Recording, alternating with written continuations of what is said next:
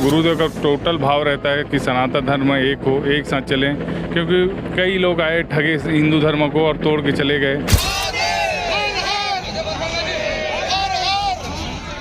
कुछ भिलाई की कथा के जाने के बाद मेरे से एक बार चर्चा करना, फिर मैं उसके बाद बताता हूँ अकोला कथा के बाद। अकोला के जैसा कथा खत्म हुआ, गुरुजी से बात हुआ तो गुरुजी जी बोले मैं आता हूँ।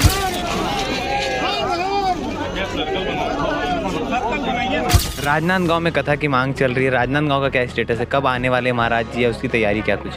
राजनांदगांव में कथा होनी थी पर अभी कुछ आज गुरुजी के बताए हुए उपायों से लोगों को जो फ़ायदा मिल रहा है, शिव के प्रति उनका विश्वास बढ़ रहा है, जो उपाय कर रहे हैं वो कारगर साबित हो रहे हैं। नमस्कार, मैं संजय विलाई टाइम्स देखना शुरू कर चुके हैं आप। कवर्धा में महाराज पंडित प्रदीप मिश्रा जी की आज कथा थी। यहाँ पे 7 तारीख से लेके 15 मई तक भगवत कथा, श्री राम कथा, अलग अलग कथा का अलग अलग महाराज द्वारा आयोजन किया गया, जिसमें आज 13 तारीख को पंडित प्रदीप मिश्रा जी आए, अपनी शिव पुराण की कथा की। और आप हमारे पीछे देख सकते हैं महाराज जी का हेलीकॉप्टर अब उड़ने को है, कथा समाप्त हो चुकी है, वो वापसी की ओर है। हमारे साथ दिनेश राहू जी मौजूद हैं, उनसे बातचीत करेंगे कि आयोजन कैसा था, क्या कुछ था। भैया, आज महाराज जी की कथा कवर्धा में थी, क्या कुछ आयोजन था, किसके तहत महाराज जी आए? ये एक धर्म सभा था, एक प्रकार से शिव चर्चा थी संक्षिप्त रूप से, जो कि गुरुदेव ने आज पूरे सनातन धर्म को संबोधित किए और सनातन धर्म को एकता में बंधे रहने का संदेश दिए। और चूँकि आज धर्म को तोड़ने वाले इतने लोग लगे हैं और गुरुदेव का टोटल भाव रहता है कि सनातन धर्म एक हो, एक साथ चलें, क्योंकि कई लोग आए ठगे हिंदू धर्म को और तोड़ के चले गए और लगातार उनका एक टारगेट चलता रहता है कि हिंदू धर्म टूटते रहे, कम होते रहे, तो हमको इससे बचना है। पंडित जी को जब यहाँ आने का आमंत्रण दिया गया तो आपसे क्या कुछ बातचीत हुई होगी या क्या कहा उन्होंने? भिलाई की कथा में एक काशी वाले महाराज जी मिले मेरे को, वो बोले कि अपने को गुरुदेव को एक दिन के लिए कवर्धा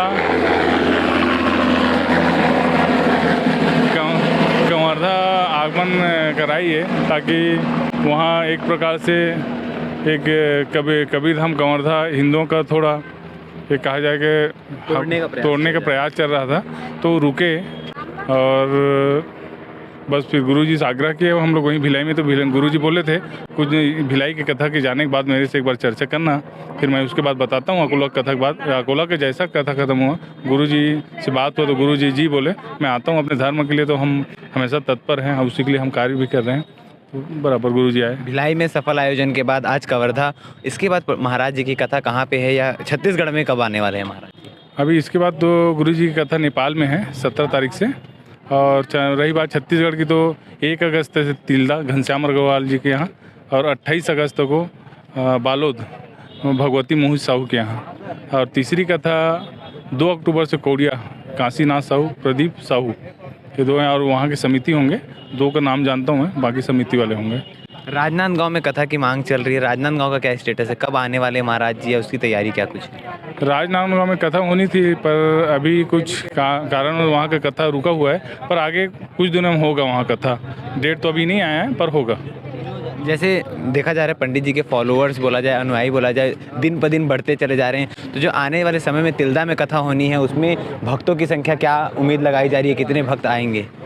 आज तो गुरुजी की कथा ऐसी है, हम पंडाल एक जब शुरुआत किए थे तब से हर जगह पंडाल बढ़ा के ही लगा रहे हैं, पर ऐसा कोई पंडाल नहीं बचा जहाँ पंडाल के बाहर पब्लिक ना हो। पंडाल पूरा होता ही नहीं गुरुजी की कथा में, और एक समय एक सीमा तक ही लगा सकते हैं पंडाल, उसके बाद तो बस वहीं तक खत्म। ये हम भी देख पा रहे हैं कि जहाँ भी कथा समाप्त होती है अगली कथा में उससे बढ़कर पंडाल होता है, मगर वो भी कम पड़ जाता है। इतनी गुरुजी की लोग अनुयायी हैं, लोग उनके मानते हैं, इतना मान्यता है। आज गुरुजी के बताए हुए उपायों से लोगों को जो फ़ायदा मिल रहा है, शिव के प्रति उनका विश्वास बढ़ रहा है, जो उपाय कर रहे हैं वो कारगर साबित हो रहे हैं। ये सब चीज़ों को देखने से क्या है, लोग प्रभावित हो रहे हैं और अपने धर्म के प्रति उनकी आस्था बढ़ेगी। दूसरे धर्म में जो जा रहे थे तो वो भटक रहे थे, और अपने धर्म में इतने सारे देवी देवता किसी एक से प्रेम कर लिया जाए तो वही ये सब काम करेंगे।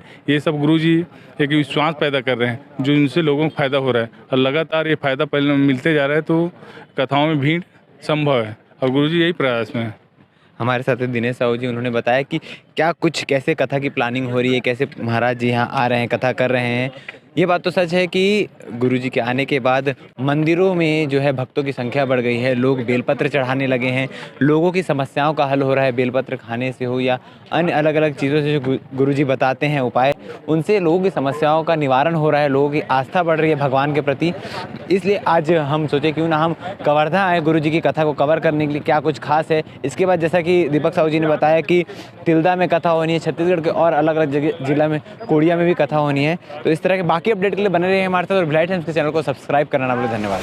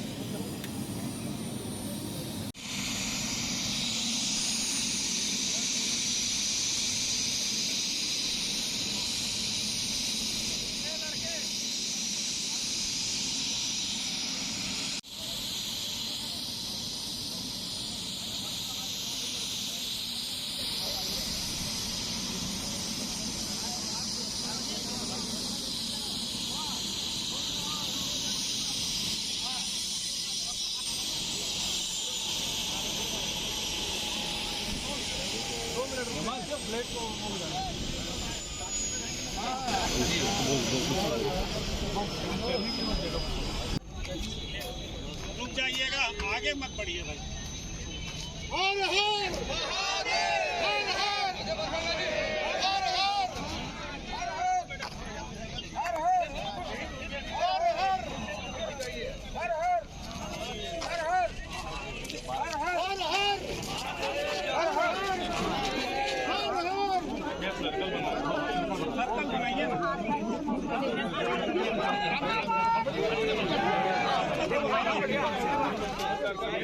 पीछे ना आए, पीछे ना आए। अरे साइड हाथ लगा दो यार, साइड करवाओ, साइड पैर मत छू।